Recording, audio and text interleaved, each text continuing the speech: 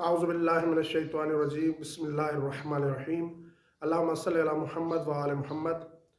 मोमिनीन किराम, माह मुबारक रमज़ान रवा दवा है और हम मुसलसल आपकी खिदमत में अपने यूट्यूब चैनल हुसैनी आवाज़ पर रोज़े के मुतालिक मुख्तलिफ़ मसाइल का हल पेश कर रहे हैं। एक सवाल अमूमन पूछा जाता है और वो सवाल ये है कि हराम और मकरूह रोज़े कौन से हैं, यानी कौन से दिन हैं कि जिन दिनों में इंसान के लिए रोज़ा रखना हराम है और कौन से दिन हैं कि जिन दिनों में इंसान के लिए रोज़ा रखना मकरूह है।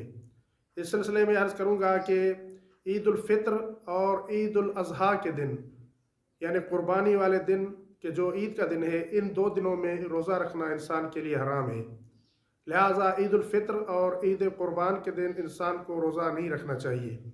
इसी तरह अगर इंसान को मालूम न हो कि माह शाबानुल मुअज़्ज़म की आखिरी तारीख़ है या रमज़ान मुबारक की पहली तारीख़, तो अगर कोई इंसान उस दिन, यानी जिस दिन के बारे में इंसान को शक है, मालूम नहीं है कि माह शाबानुल मुअज़्ज़म की आखिरी तारीख़ है या माह रमज़ान मुबारक की पहली तारीख़ है, अगर कोई इंसान उस दिन माह रमज़ान मुबारक की पहली तारीख़ की नीयत से रोज़ा रखे तो उसके लिए उस दिन रोज़ा रखना भी हराम है। लिहाजा इन 3 दिनों में इंसान को रोज़ा नहीं रखना चाहिए और इन 3 दिनों के अलावा दूसरे दिनों में रोज़ा रख सकता है।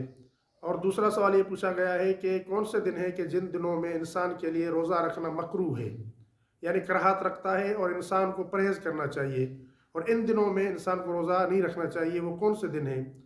पहले नंबर पर जो दिन आता है वो यौम आशूर का दिन। आशूर के दिन इंसान को चाहिए कि इस दिन रोज़ा न रखे। आशूर वाले दिन फाका कर सकता है, लेकिन रोज़ा रखना इंसान के लिए मकरूह है। लिहाजा आशूर के दिन इंसान को रोज़ा नहीं रखना चाहिए। इसी तरह जिस दिन के बारे में इंसान को शक है कि यौम अरफा है, यानी अरफा का दिन है, या ईद कुर्बान का दिन है, तो उस दिन रोज़ा रखना भी इंसान के लिए मकरूह है।